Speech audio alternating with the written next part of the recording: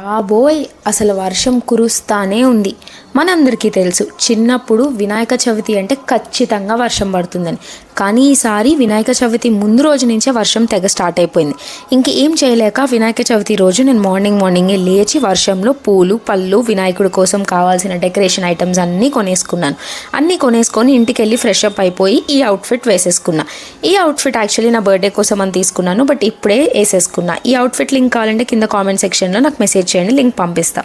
దాని తర్వాత గుమ్మానికి మామిడాకులు కట్టేస్తున్నా. నాకు వచ్చినట్టు నేను చేసుకుంటున్నా. దాని తర్వాత నేను ఇక్కడ బుజ్జి గణపయ్యను చూస్తున్నారు కదా, ఈ బుజ్జి గణపయ్య మనకి ఆలివ్ మిఠాయి అని ఇన్స్టాగ్రామ్ పేజ్లో నేను ఒక ప్రమోషన్ వీడియో చూశాను. అందరికీ తెలుసు కదా మన బ్యాంకాక్ పిల్ల, ఆవిడ చెప్పారు ఫ్రీ రిజిస్ట్రేషన్ చేసుకుంటే ఆలివ్ మిఠాయి వెబ్సైట్ నుంచి మనకి ఫ్రీగా గణపతిని ఇస్తున్నారని. ఇంకెందుకు లేట్ అని చెప్పి నేను ఒక 3 days ముందే రిజిస్ట్రేషన్ చేసుకున్నా.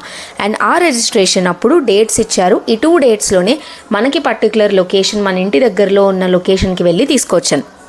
సో అందుకే ఆ డేట్స్ రోజు నేను వెళ్ళి నా బుజ్జి గణపయ్యని తీసుకొచ్చేసా. సో నేనైతే బయట కొనుక్కోలేదు, నాకైతే ఫ్రీగా వచ్చింది. Thank you olive mithai. So నేను తెచ్చుకున్న పూజ పూలు అన్నీ డెకరేషన్కి స్టార్ట్ చేసేసా. మొత్తం అయిపోయిన తర్వాత బయట గుమ్మానికి కూడా పసుపు కుంకుమ పెట్టేసేద్దామని చెప్పి పసుపు మొత్తం రాసేస్తున్నా గుమ్మానికి. నేనైతే చాలా బాగా చేసుకున్నాను వినాయకుడిది. ఎందుకంటే ప్రతి ఇయర్ నేను మా పేరెంట్స్తో చేసుకుంటా, బట్ ఇప్పుడు నాకు ఒకటే రోజు హాలిడే అండ్ మిడ్ వీక్లో వచ్చింది కాబట్టి నేను ఇంటికి వెళ్ళా. తర్వాత మొత్తం రెడీ అయిపోయి పూజకంతా సెట్ చేసేసుకొని టీవీలో ఎలా పూజ చేసుకోవాలి, పూజా విధానం అండ్ వినాయకుడి కథ అన్నీ పెట్టుకొని నా పూజను అయితే కంప్లీట్ చేసేసుకున్నా.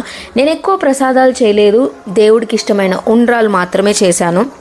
నా పూజ అంతా కంప్లీట్ అయిపోయి వినాయకుడి కథ మొత్తం వినిన తర్వాత నాకైతే చాలా పీస్ఫుల్ అనిపించింది. చాలా పీస్ఫుల్, ఇంట్లో చేసుకున్నట్టే అనిపించింది. లాస్ట్గా హారతి ఇచ్చేసాను అండ్ తర్వాత ఫైనల్గా నా పూజ ఇట్లా కంప్లీట్ అయిపోయింది. నాకైతే చాలా బాగా అనిపించింది. ఆ వినాయకుడి దగ్గర డెకరేషన్ కానీ అంతా హ్యాట్స్ ఆఫ్ అనిపించింది.